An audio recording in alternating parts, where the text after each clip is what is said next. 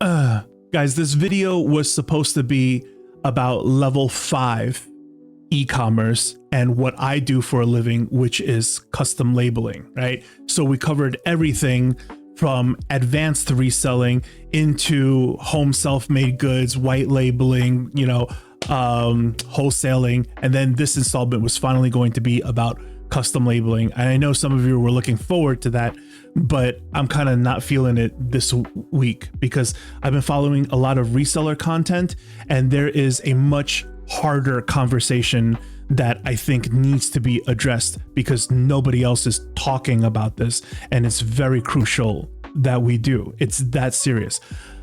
Okay, so I just wanted to show you guys that originally it's not like I didn't have any material prepared. I always have my digital whiteboard of a whole bunch of, technical, different kinds of infographic stuff that I put together to share with you guys to explain the inner workings of business, the mechanics, the fundamentals, how stuff is supposed to be put together, the concepts, the frameworks, things like that.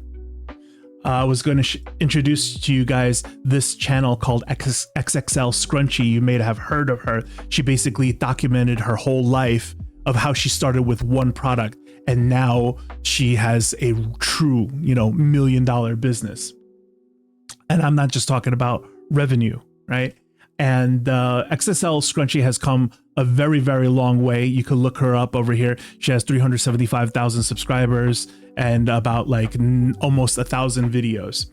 Now, this is her website over here. If I just hover over the shop, you could see how many categories that she has. She's come a very, very long way.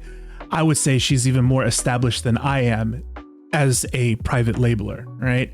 And she was even featured on Dragon's Den, which is the Shark Tank of Canada, for those of you who don't know. And she did end up making a deal as well.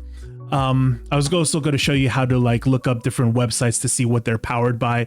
This is Blissy, one of her competitors. I was just going to show you how the back end of it is all Shopify and how to look that up. So I had stuff prepared, okay? But there is a topic that is even more concerning at the moment. And let me get into it because it all ties together, right?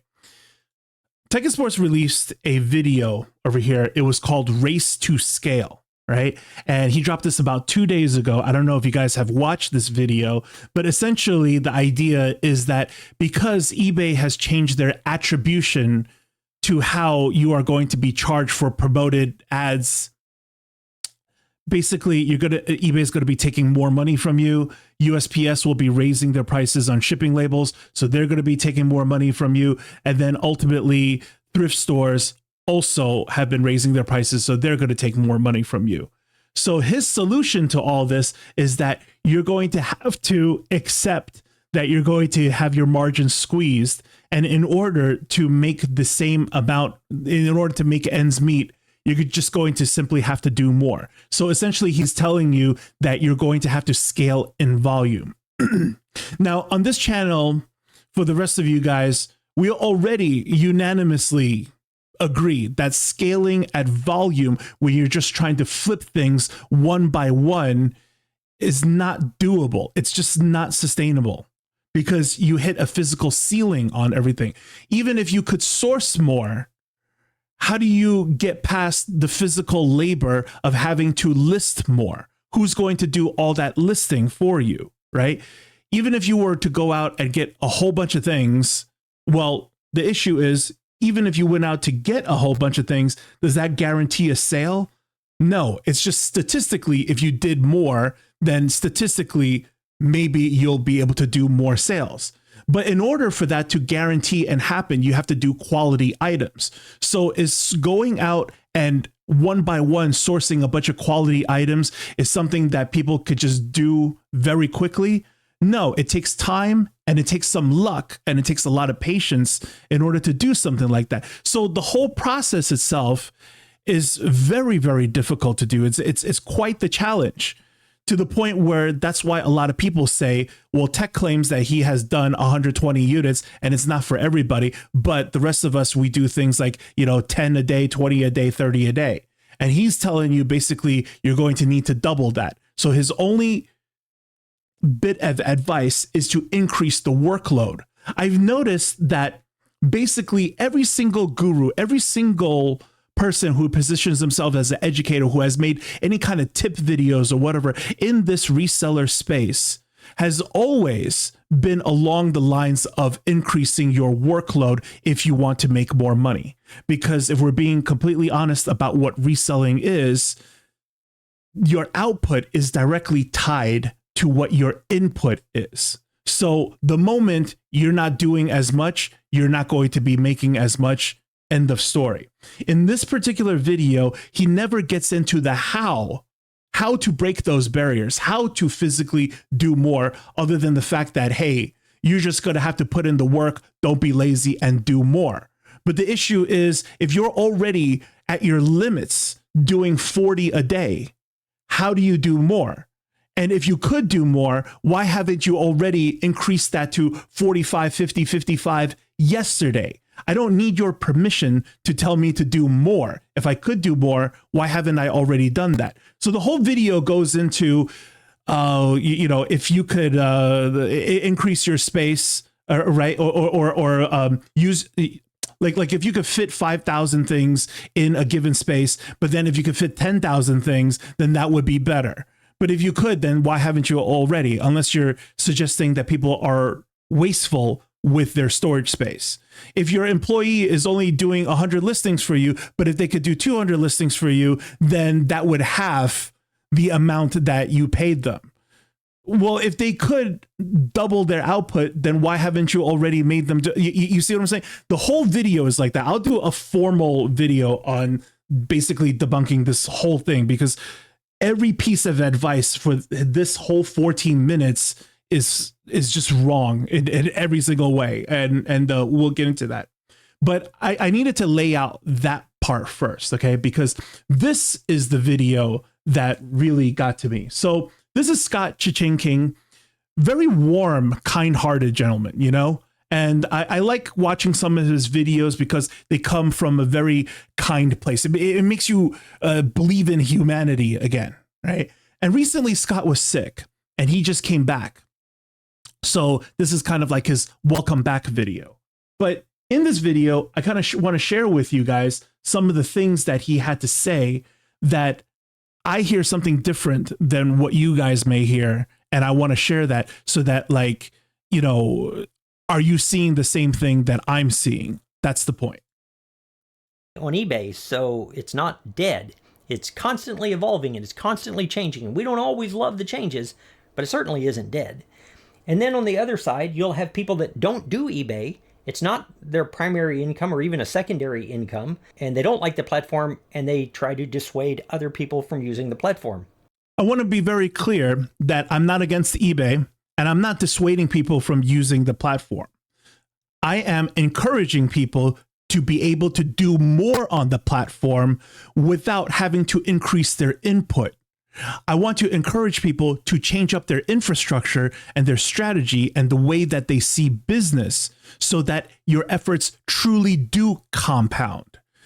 There's a lot of automation areas of e-commerce that you guys who are doing eBay are not leveraging. For example, how can you have your listings automate sales for you if you don't have the inventory quantity to make that happen? So instead of going out and looking for the next find, when did you ever have time to sit down and think to yourself, okay, these are a couple of the items that I've had success in the past. How can I do more of those specific items? You need to look into that. And the issue is that you're so bogged down with trying to find the next sale and keeping your sales up, you don't have a chance to even sit down and think like an entrepreneur and say, let me look into something else. Because if you don't even begin to look into something, chances are very easily you're going to talk yourself out of it. I don't have time for this. That's for something. It's too difficult, right? But the thing is that if you haven't even tried to look into it, you don't know what you don't know. But let me not digress too far because I want you to hear the rest of what he has to say.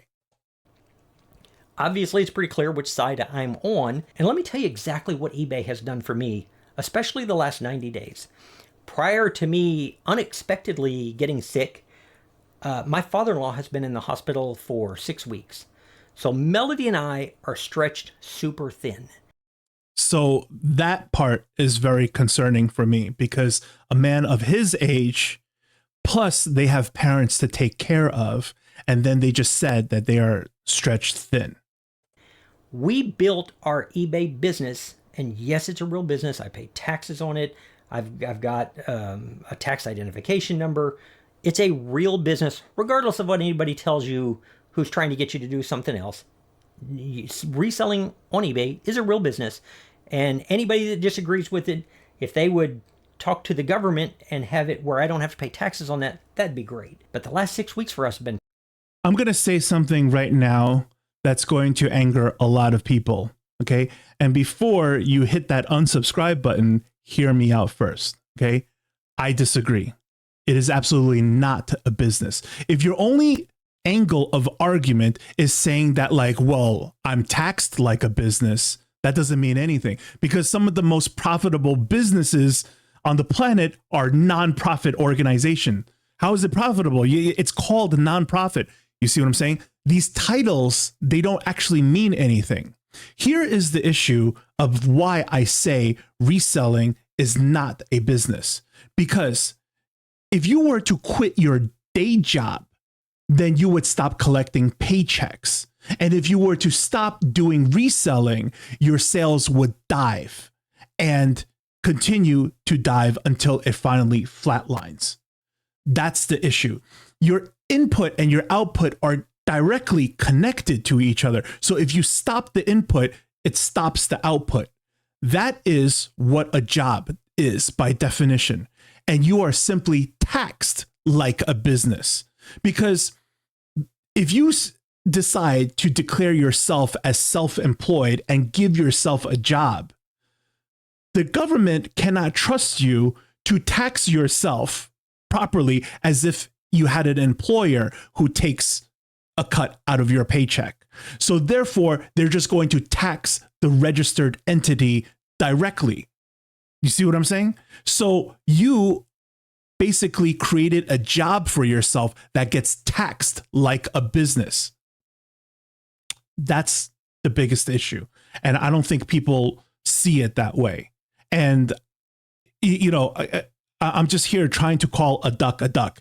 You could fight me all day long about, like, no, it's absolutely a business. But I need to show you guys a certain concept over here before we come back to what Scott has to say.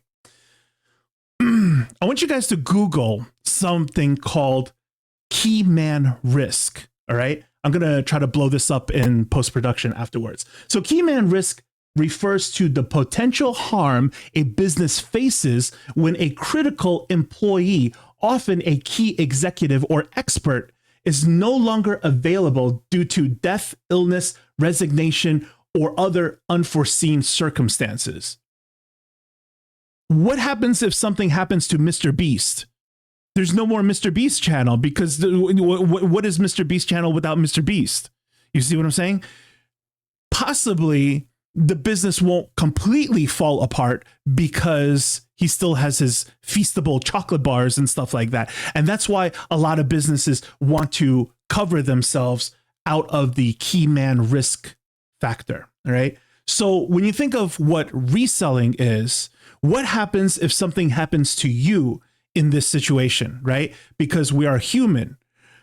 People get old, people get sick, people get injured. What happens when something happens to you? The business will plummet, because the whole time of you running your business as a reseller, you've done what? You've worked on yourself over and over and over. You're better at sourcing. You know more about brands. You know how to do listings faster, right? So ultimately, at the end of the day, doing reselling, you have trained yourself to become an excellent employee. You didn't get into business to become an employee. You got into business to be your own boss, set your own hours, buy back your time, have more time for your family. A lot of those kind of pros.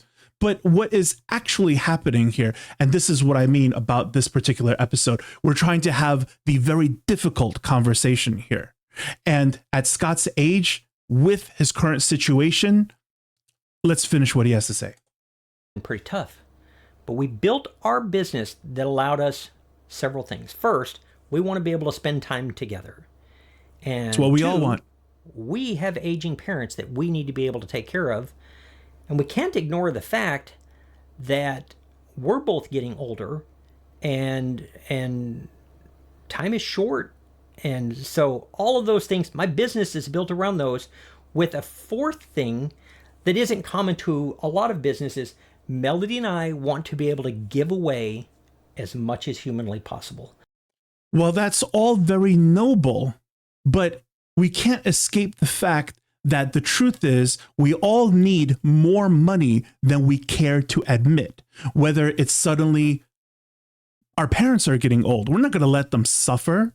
The whole purpose of earning all this money is to take care of our loved ones. It's a priority. We're not going to walk away from this responsibility. But oftentimes when we have these difficult conversations, and when I talk about evolving the business so that you start building something more sustainable. And when I say sustainable, I mean that the business is self-sustainable, not whether or not it's personally sustainable for your teenage mentality. Because when people keep talking about this whole like thrill of the hunt, I enjoy what I'm doing, you're putting your feelings first and you're turning this business into a hobby. So not only are you a hobbyist, you're also a job that's taxed like a business. Congratulations. So the thing is that I also want to tie this in that a lot of people have asked me to review Justin Resells. Okay. I'm just going to say this flat out right now. Okay. Justin Resells is probably one of the few people that I just give a pass because he does not glamorize, sensationalize, romanticize what reselling is. It is what it is, and he documents all his findings and he lays things flat out on the table. He doesn't try to be overly charismatic about it or try to, push people into believing something that it's not. There are times where he does some motivational videos because people are having difficulty with, the burnout, the grind and stuff like that. But essentially, we also have to have the tough conversations of why does it feel like a grind? Why do you even use the word grind, right? Work is work. Everything is work, right? But there is a time when work was exciting, and then there's a time when work is not exciting, and then we call it the grind. And then when we grind too hard, it becomes burnout. And that's not normal, because when your business becomes more established and you're seeing the fruits of your labor come to fruition, that's a huge payoff. And when you have that payoff, it doesn't feel like a grind anymore. It feels like it was well worth it. I need to highlight the fact that Justin openly says many times that this is his hobby. It's a side thing. It's very interesting for him. He enjoys the roller coaster ride of it. And mainly his income comes from other sources. And when he does this YouTube and this reselling and stuff like that, the money goes to things like family vacations.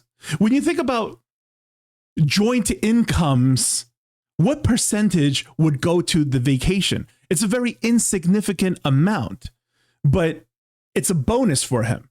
Just like for me doing this channel, it's really not about the money. The money that I make from this channel is good for pizza. That's about it. So let's be serious. We do these things because we care about people. We care about putting out good content. Justin had a video that specifically spoke about pricing in the whole eBay space. And he talks about how basically you'll never really know if you priced it a little bit too high, so it took longer to sell, or you priced it a little bit too low, so it sold quickly, but I left some money on the table. And then he showed that there's a lot of third-party software, such as Terapeak, a lot of other ones that he mentioned as well. But then ultimately, the video shows that there is no shortcuts and That's it. That's what reselling is. You'll never actually know, despite all of the software that's out there. And I really enjoyed that episode. And I could totally see somebody else watching that episode and think to himself, what? So you made me sit through like 14 minutes of nothing, and there's no answers, there's no shortcut, there's no definitive answer here. And I say that the value of the video is the fact that it's the truth. There's no definitive answer in this reselling space. Now, from where I'm coming from, because I operate at the more advanced levels of what e-commerce is, I will tell you there is definitely a definitive answer. And you need to find your sweet spot of profit to volume ratio. But you can't do that in the reselling space because you don't have replenishable items so that you could keep monitoring the sales and then adjust the pricing so that you find the best profit to volume ratio. So when I do it, I need time and I need a lot of units sacrificed so that I could finally find that, okay, when I lower the price a little bit, it moves significant amount of volume so that I actually make more money over time at the lower price. But if I lowered it any more, I actually do not increase the volume in any significant way. So now I'm leaving money on the table. Let me adjust it back and I have found my sweet spot.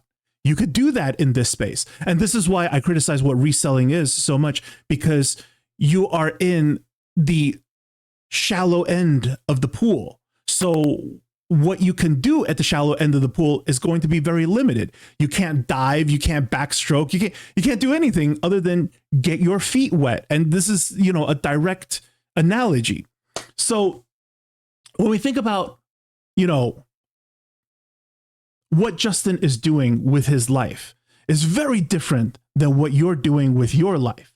See, even though Justin will agree with you guys, and it seems as if, he's on your side, when he says that I love the thrill of the hunt. Not everybody wants to turn, into a custom labeler or private labeler or whatever, right?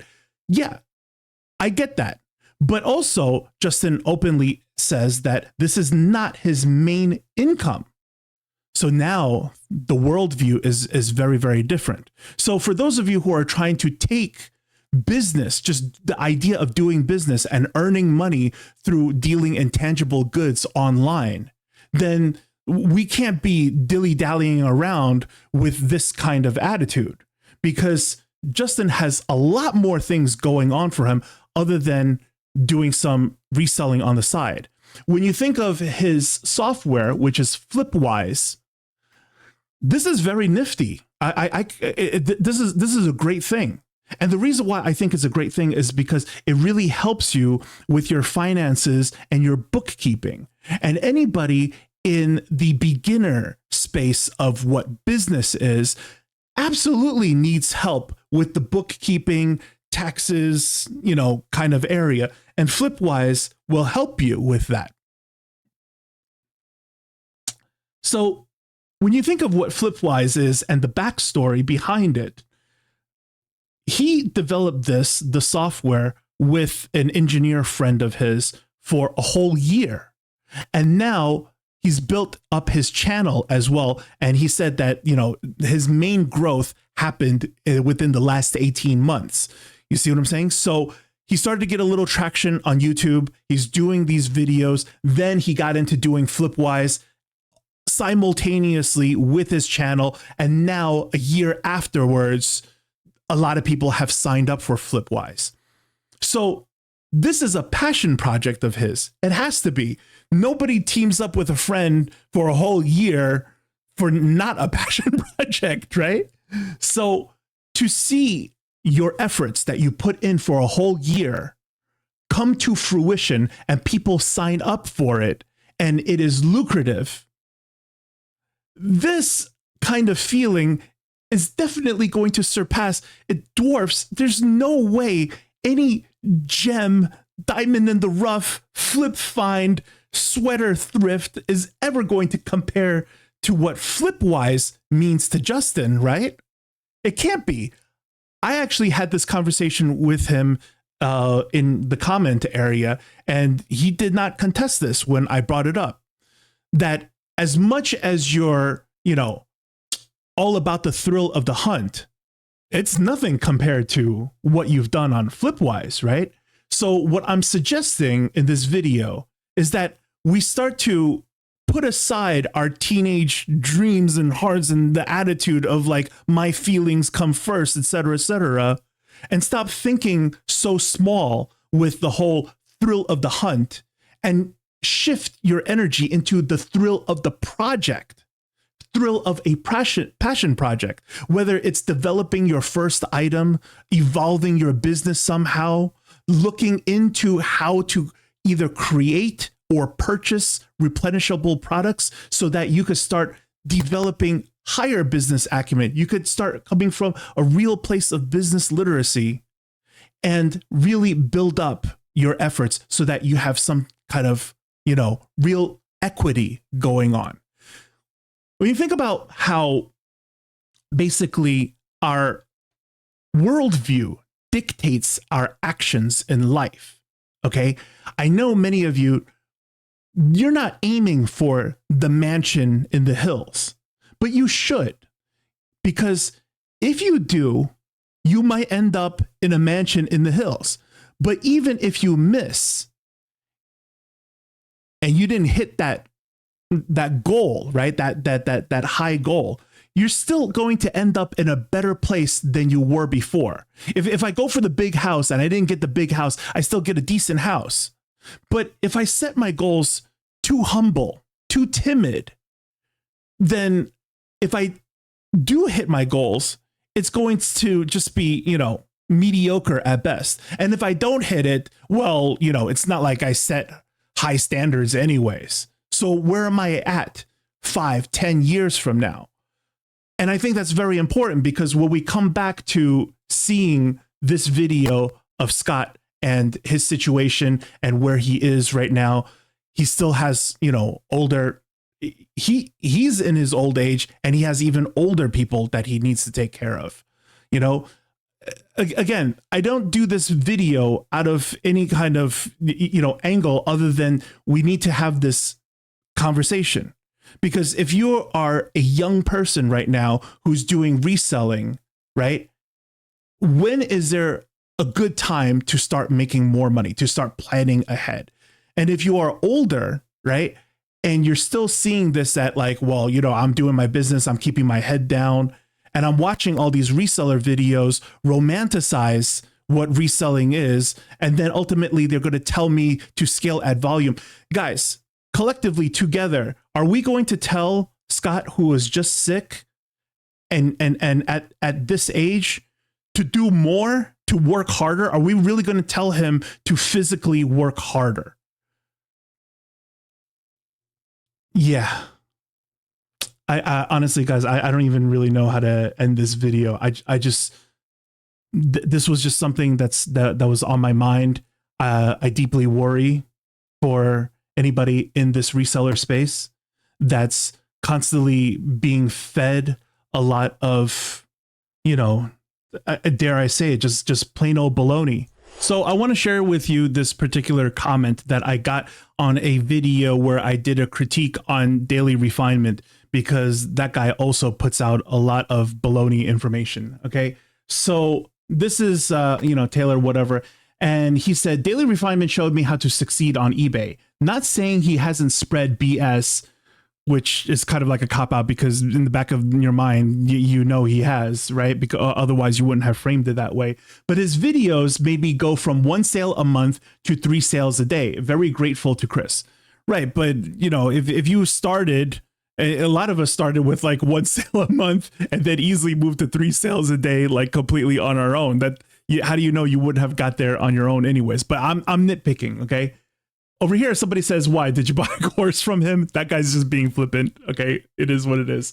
But his response here is what really gets at me, right? That this is how people think. And I want to share this with you guys very much. No, just watch the videos he posted roughly 1 year ago about the key to success being consistency, staying motivated to win, and having very clear goals.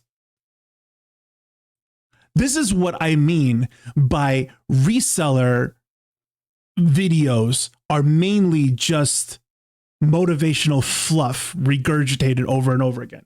You say consistency, staying motivated to win, and having very clear goals.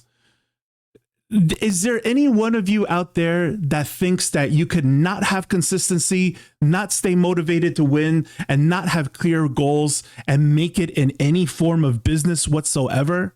So this is what I mean, right? They repackage all this common sense stuff and then try to feed it to you in this kind of like, inspirational type of way. And then people, this is the result, right? And this is what I'm seeing. As I follow the reseller community, this is what I'm seeing day in, day out, nonstop. And I'll show you clips where they openly admit that at this point, they're just regurgitating the same stuff every single day, and people eat this up.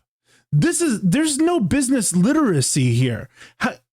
How is it possible that you guys don't already know, stay consistent, right? Stay positive, and then make clear goals? Like who is not doing this? and we're gonna package this into like monthly courses and stuff and sell this to people? That's not right. Guys, for Wednesday's video, I actually have something very, very interesting lined up. These are two other resellers that I have recently watched their videos, and I found their insights extraordinary. Okay, I find both of them fascinating, and I want to compare the difference between the two resellers, even though they are both resellers. Okay, and so for Wednesday, this one is going to be, I think, probably one of the most eye-opening things that I have ever put out. All right, guys, let's wrap things up with a little bit of final thoughts. The way I see it is that every single day, everybody only has a certain amount of willpower, a certain amount of energy, a certain amount of focus that they're willing and able to put out every single day. That's why at the end of the day, you just want to go have a beer. You just want to watch the game. You just want to watch a movie. You just want to curl up with a good book. You just want to go to sleep, because there's only so much that you want to do every single day. And in reselling, there's so much physical labor involved and making decisions every single day, especially when you think about, even if you really enjoy going out sourcing and picking up 50, 60 things. Well, how many decisions did you have to make between swipe left and swipe left on every single item that you went through at the thrift shop before you ended up with those 50, 60 purchases? You see what I'm saying? You probably had to make something around like 1,000 decisions. Yes, yes, no, no, no, no, no, no, no, yes. So by the end of it, you're actually very worn out from wanting to make even more decisions. So when do you get to spend more time in the entrepreneurial seat, where you think about what the business is doing, what is the results that you're getting, the time that you have to put in and what you're getting out of it, and then ultimately seeing yourself in the mirror and realizing that you're not the same young person that you were years ago. Guys, it gives me no pleasure to make these doom and gloomy types of videos. You can see that I find nothing comical about it, but eventually we have to have these difficult conversations because we are all human. We get old, tired, sick, injured. And if we don't plan ahead, what are we going to do when that time comes? It's really something we need to think about and talk about. Thanks for watching, guys.